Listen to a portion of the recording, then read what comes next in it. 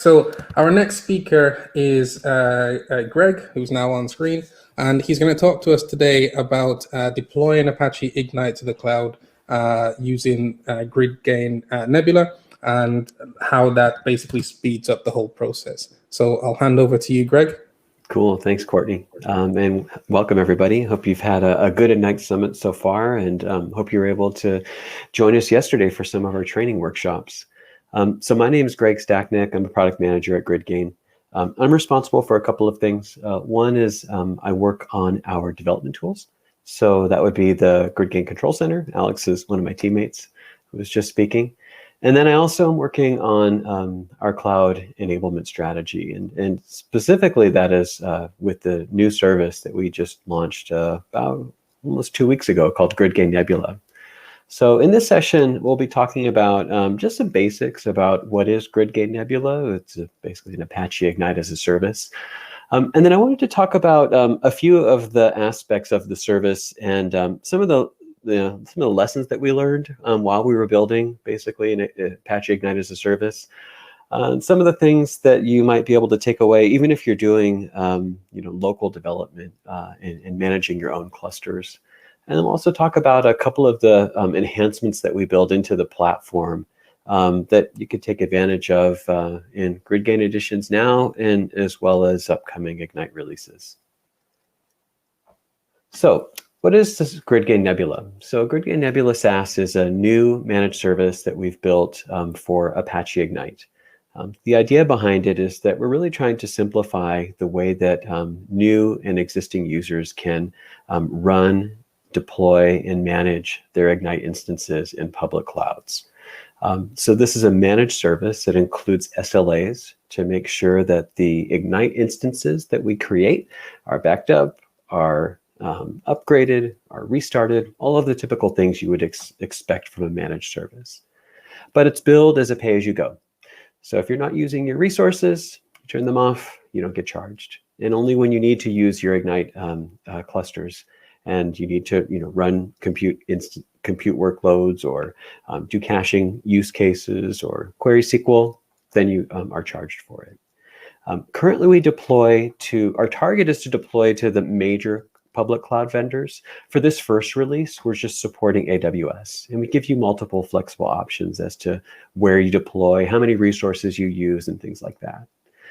So the benefits is that you don't really have to worry about managing the clusters yourself. You have a team, a 24/7 team that's taking care of that. And so then you can just focus on building your application, business logic, building your business value, and just connecting to these clusters using the common Ignite APIs. And so we'll talk about some of the additional things. So what does our team do? So when you provision an Ignite cluster, we have a 24/7 team that is monitoring the clusters to make sure that they're active. If they're come down or become unstable, we are enabled to do restarts for you.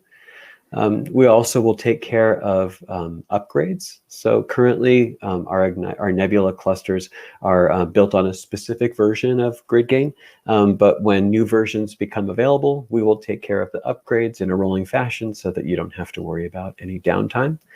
And then we also take care of backup and recovery. So we have an automated backup schedule that will take your data and caches, store them so that if something happened, we can always do a restore to a point in time. Underneath the covers, it's still just GridGain and Ignite, but from an end user perspective, you just keep using the existing client APIs that you might be using today with GridGain 8.8 or Ignite 2.x. So the goal was that we wanted to make it easy for people to migrate from on-premise installations or self-managed cloud installations to a managed service. So we're trying to keep the transition as smooth as possible. So what's in the box? So underneath the covers, a GridGain Nebula cluster is really Apache Ignite with some additional features from our GridGain Enterprise and Ultimate Edition, particularly around snapshotting, so that we can do backups of the cluster state, of the data, of the caches. It also has integrated our management and monitoring tool, GridGain Control Center. So anytime that you provision a new GridGain Nebula cluster, it's automatically wired up for all of the tools so that you can do metrics monitoring, so you can do troubleshooting, so you can run SQL, performance analysis, those kinds of things. And currently we're based on the currently released versions of Ignite and GridGain. So it's 8.8 or 2.x underneath the covers. But as Ignite 3 becomes available, as GridGain 9 becomes available, we will offer those options as well. And that'll give you some additional capabilities to take advantage of new hardware optimizations, columnar store to do more analytical workloads, Intel Optane, all those kinds of things. But today it's based on the current GA versions. So one of the things that we wanted to make sure that we optimize around is around provisioning. And so the idea here is that, if you're running Ignite, if you're a new Ignite user, the process to get from your initial download, learning the configurations, learning the platform, to getting into your first production release or your first production deployment, it could take a little while. It could take days or weeks. And we know that there's a lot of options that you can configure for your Ignite configurations. And so we wanted to try and simplify that down significantly. Because our professional services group, our customer support group has been working with customers for years on kind of instilling or talking about best practices and helping customers fine-tune their applications, we have quite a bit of knowledge on how best to or how we can configure clusters in a more optimal way. So some of the things that we take the kind of confusion around is setting up your metrics, deciding how best to configure persistence for your nodes, whether to configure or not to configure tracing, how you should configure discovery like the IP finder or the optimal ports. So all of that has been distilled down to just a standard configuration, so that you don't have to worry about all of those additional settings. We've also standardized the way that we do logging. We've standardized the way that we're doing backups. So we have a regular backup schedule where we take snapshots of the data. We also wanted to standardize how we are kind of working with our memory, such as our heap and GC configurations, as well as persistence. And so when we were looking at how we wanted to deploy this into AWS, we looked at the various VM-based offerings and found that the i3 configuration, which is optimized for low latency, high I/O, with a good amount of compute and RAM on the machines, was going to give us the type of performance that we wanted to offer to our customers. And so basically, by standardizing a lot of those configuration settings and standardizing the machine types, then we can simplify the provisioning experience greatly by just giving you a smaller set of configurations that you need to worry about. So that includes, deciding how many resources you need, basically like taking your data set, mapping it to, cluster size and storage, memory and CPU needs. We give you some options to configure data regions, as well as some security settings, and then we take care of the rest, and we will provision it for you. And you can get an Ignite cluster up and running in the AWS region of your choice in 10 to 15 minutes. So let's take a look. So I have already logged in to my environment. So to get started, I just go to portal.gridgain.com and I can sign up, create a new account. When I sign up, if this is the first time I've used this environment, I get a $500 free credit, so I can play around with GridGain Nebula clusters, try out things. And then once I've logged in, I basically have two choices. Am I using my own Ignite clusters? Do I want to, and I'm happy managing them myself? If I am, then I can just attach that cluster and just get all of the GridGain Control Center functionality, so dashboarding for metrics, setting up alerts, analyzing my cache data distribution, doing debugging, all those kinds of things. If I don't have an Ignite cluster and I want to just set one up very quickly, I can start with GridGain Nebula. So I'm going to start by saying, let's create a new Nebula cluster. And so the first step in this three-part wizard is I need to make some decisions about where I want this cluster to get created. So first we'll start with, I'm going to choose AWS. That's the only thing we have right now.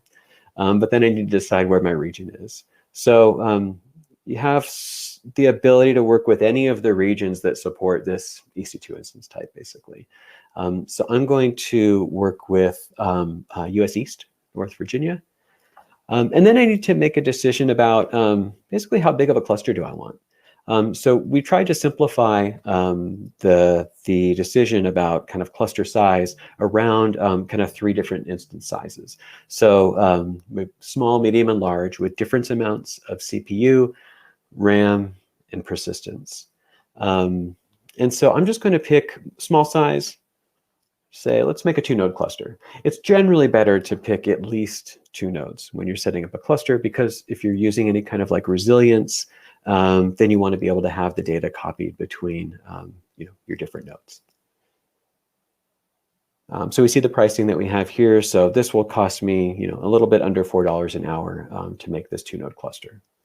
The next step is really some optional configurations. So if I know something about data regions, and I know kind of my use case, I want to maybe use more in-memory regions versus persistence regions, I can go and configure that.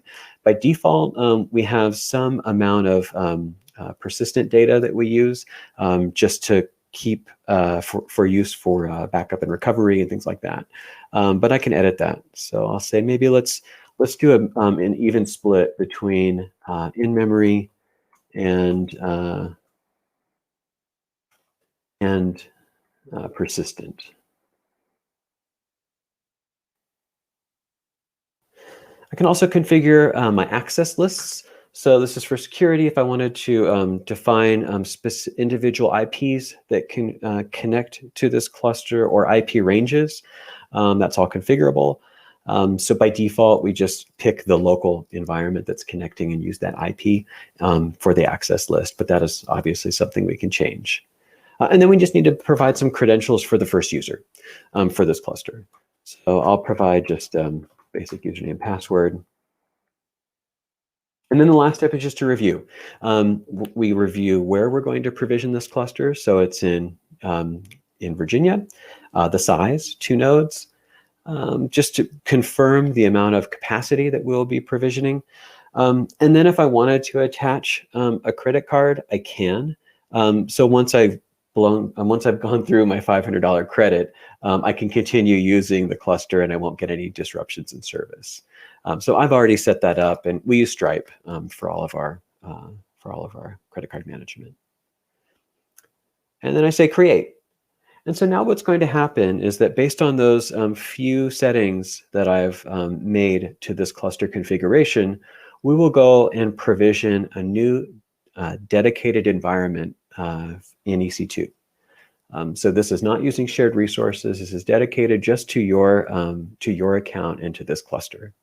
And while that is provisioning, usually takes about 10 to 15 minutes, I can start to wire up my clients to this cluster.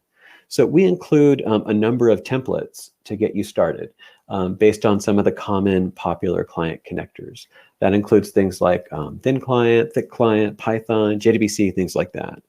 And so these sample templates include some library dependency stuff that you can put into your POM files, as well as kind of connection strings and setup, kind of optimal setup in order to set up in order to connect properly. So that's how we get started.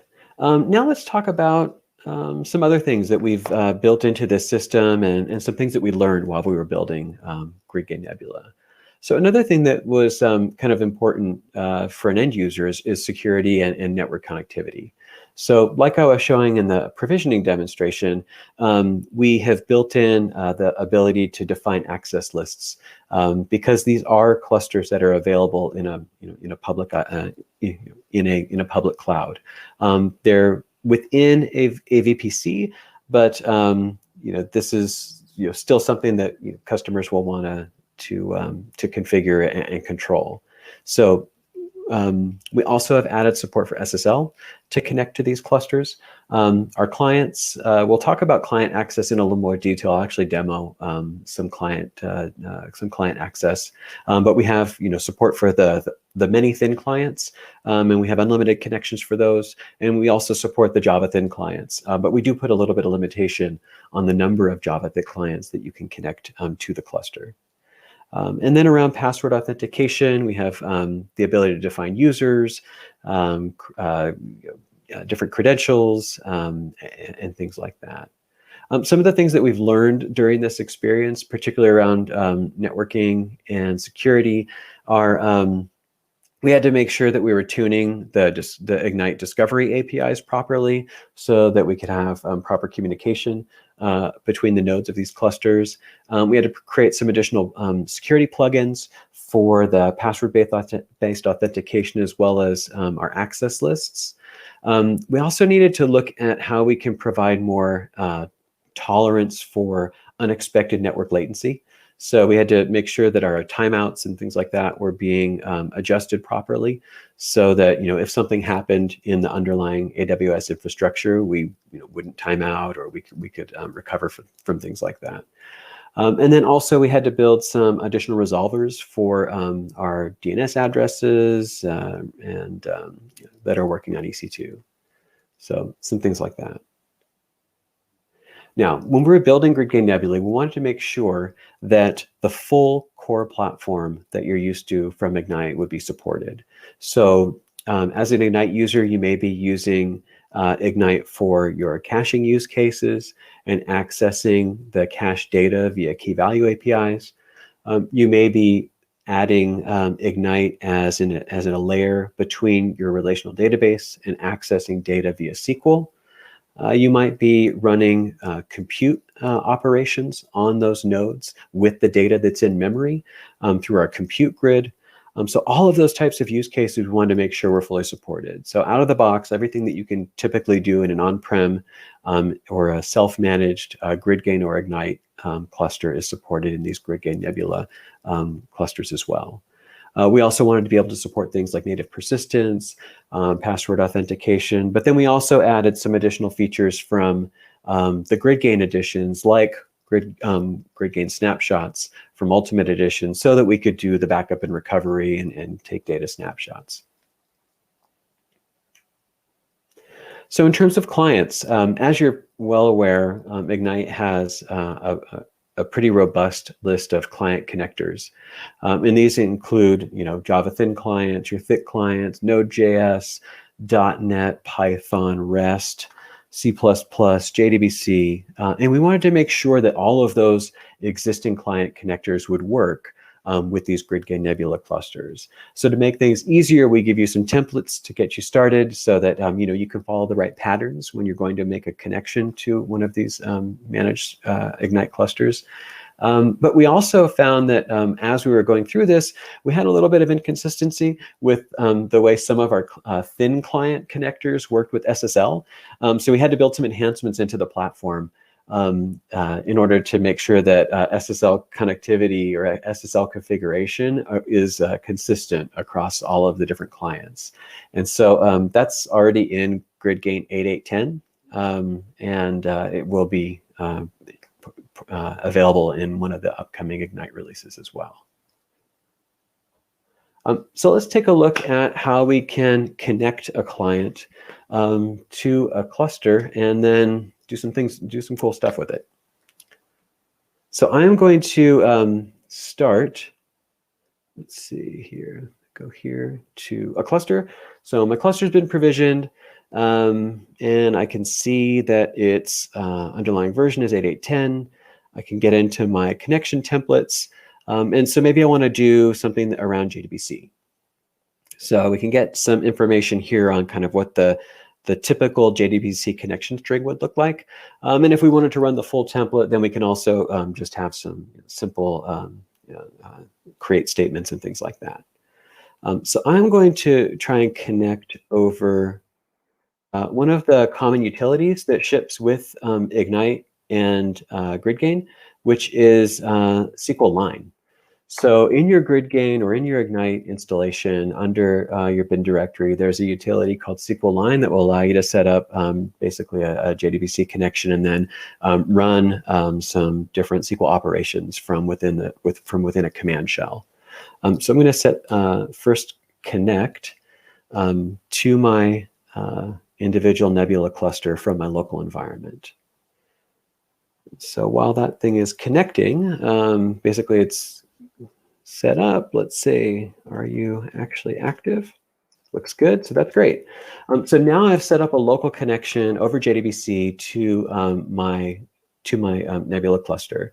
Maybe one thing I want to do is run a SQL command, populate it with some data.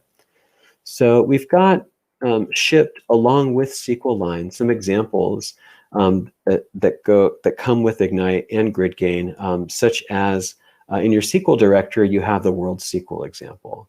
So I'm going to run that. And so what we can see is that it's going to execute the different steps in this schema.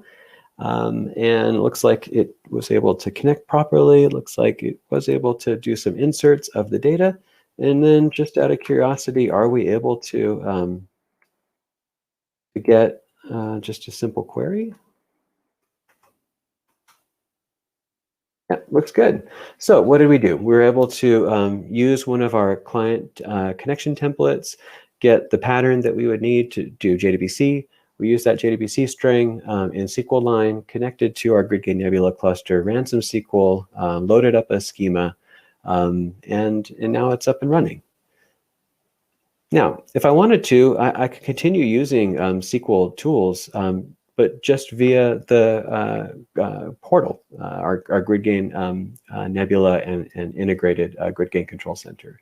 So I know that my cluster is up and running. I can go to the dashboard and confirm that that I have an active cluster running. I can see some basic metrics. Within our Control Center UI, we have a lot of flexibility around the metrics that we display.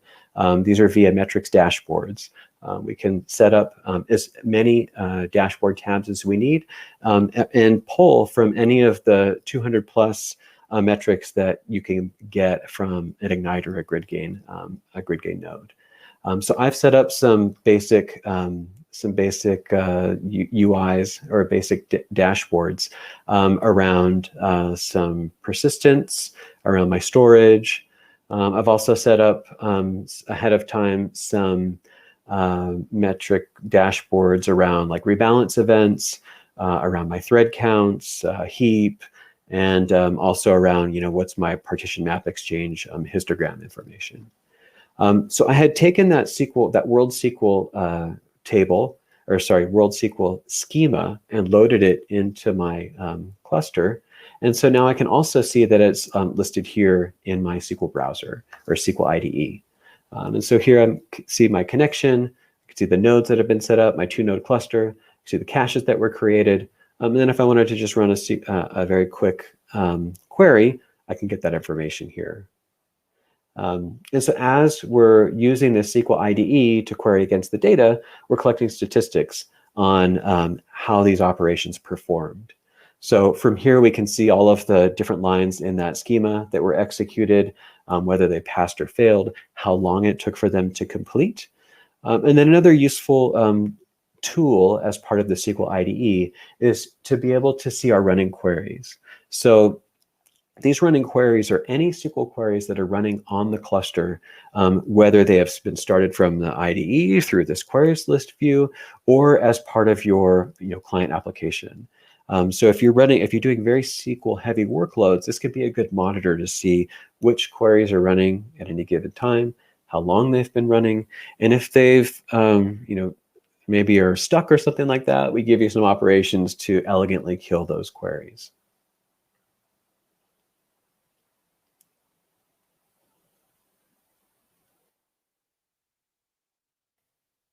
So what have we looked at so far? We've talked about how we did provisioning, some of the best practices that we had to follow in order to reduce the amount of options that you need in order to get an Ignite cluster set up. We talked about some of the security settings we had to, or some of the security best practices we had to follow to build this service, as well as some of the things we had to improve on our client APIs in order to have more consistent security, SSL, things like that. And so, as I had mentioned before, and as you've already seen, Control Center is tightly integrated with any of these GridGain Nebula clusters that we set up. So the moment you set up a new cluster, it's wired up to be able to do all of the things that you might need around management, monitoring, and troubleshooting. Another area that we found that we needed to make some improvements on is with how we deliver custom code into a cluster. So if you're running Ignite locally, or you're managing your Ignite nodes yourself, you're probably, especially if you're doing any kind of like service grid or compute grid workloads, you're probably familiar with how you can deploy custom code onto the class path of your nodes, or set up sharing via peer class loading or things like that. But when you're working with a managed service where we're not giving you full access to the underlying infrastructure, we needed to come up with a way to more simply allow you to deploy custom code into the nodes of these clusters. So what we did was took a look at the Ignite deployment SPI, and then built a more robust public API that you can use to deploy into these nodes. And so this is a new thing that we added in GridGain 8.8.10. The concept is called a deployment unit. So a deployment unit is a collection of artifacts. So it could be jars, it could be the jars that are your code. It could also be library dependencies that are coming from maybe a Maven repository. And so you define a deployment unit, which is your collection of libraries. And then we will call into this deployment API and deploy those libraries into each of the nodes of the cluster. And then a deployment unit also has some inherent lifecycle management. So we will keep track of versions of the dependencies, allow you to do rollbacks and undeploys. And then we've taken that API and built a UI around it, essentially. So we're able to help you do that via the Control Center UI. So let's maybe take a look at how we do that.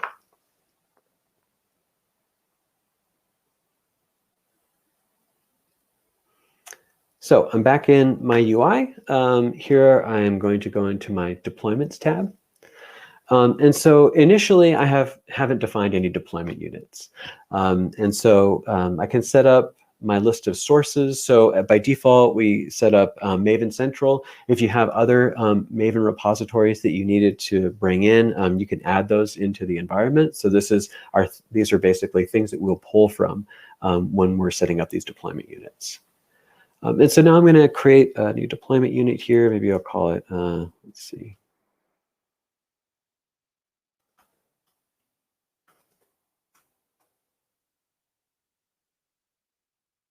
And then just add a couple of artifacts.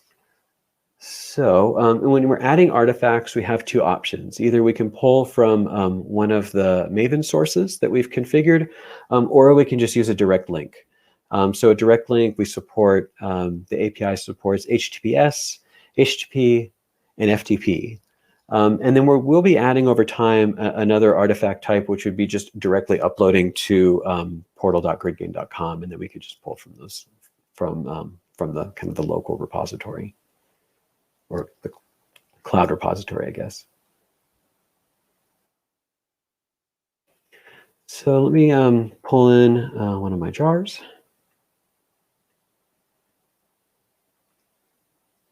And then let me add a library dependency for Guava, which is required for this sample.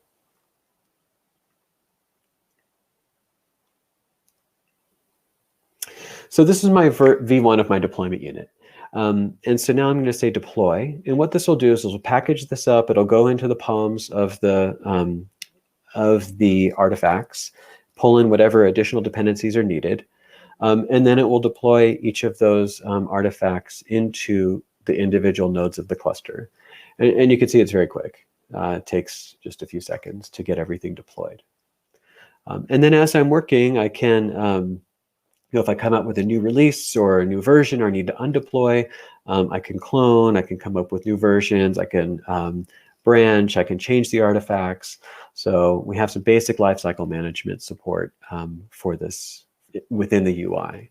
And this is also backed by an API so that if you want to be able to deploy programmatically, maybe as part of a CI/CD process, that's all available.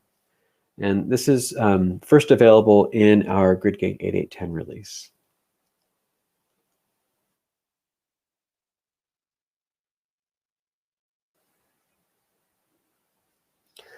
So let's talk a little bit about some of the SLAs and maintenance and how support works for GridGain Nebula. So our SLA is a 99.0 uptime. So what that means is that we have a specific SLA that our team will meet based around the availability of your GridGain Nebula clusters. We do daily automated backups. So that's on a specific backup schedule. So if something was to happen to your cluster, or a node goes down, or we need to do a restart for some reason, then we can pull from one of our backup repositories for your code. Cluster restarts are performed by our service team, and we don't currently have auto scaling built into the service, but we can help with scaling if you just file a support request. We will be supporting auto scaling in the future. Recoveries after crash is all performed automatically. And for this initial release, or the plan is that we would have one version of GridGain for your Nebula clusters. And when we want to upgrade, we will coordinate with you as to when you want that upgrade to occur. And these will be done using our rolling upgrades capability, which allows us to upgrade the individual nodes without having to take the whole cluster down. And then any kind of like partition loss handling, data loss, any of those types of things are also managed by our service team.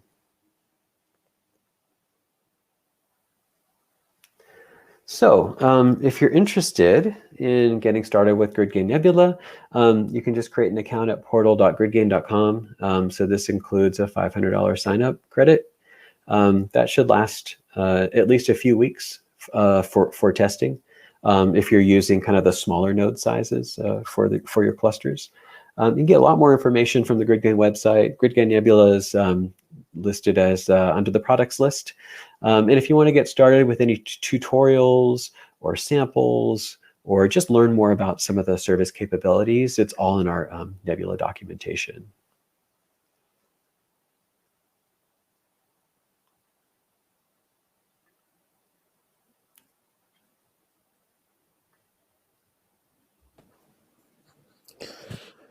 Cool.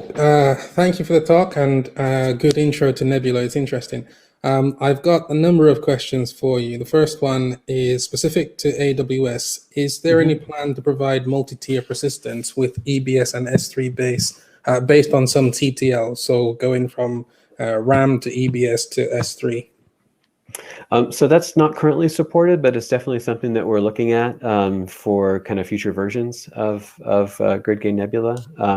And it's not just limited. We're also looking at other cloud providers that we can support over the next 6 months or so. Yeah. Okay, cool. Actually, that leads into the next question, which is about Azure. Like, what's the timeline on getting Azure support into Nebula? Yeah, so our goal is to support our final list will be AWS, Azure, and Google Cloud. And in terms of the specific timeframes, we're thinking that the next cloud provider that we will support will be in the first half of next year, and then probably a quarter later we'll add the third. Okay. All right. The next question is, Is it possible to change or add cache properties dynamically after cache creation from Nebula? Add cache properties dynamically after cache creation.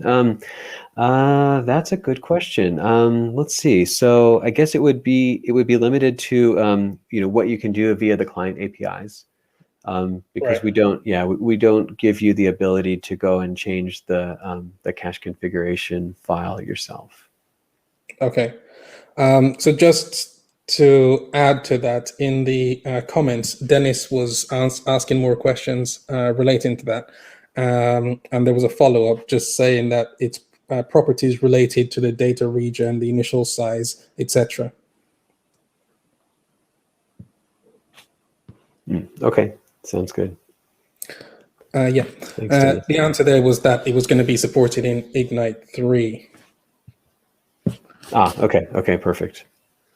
Okay, cool. I don't think there are any other public questions, but as you were presenting, I was interested myself, so I've been writing down some questions. Okay. Got 3 for you, or 4.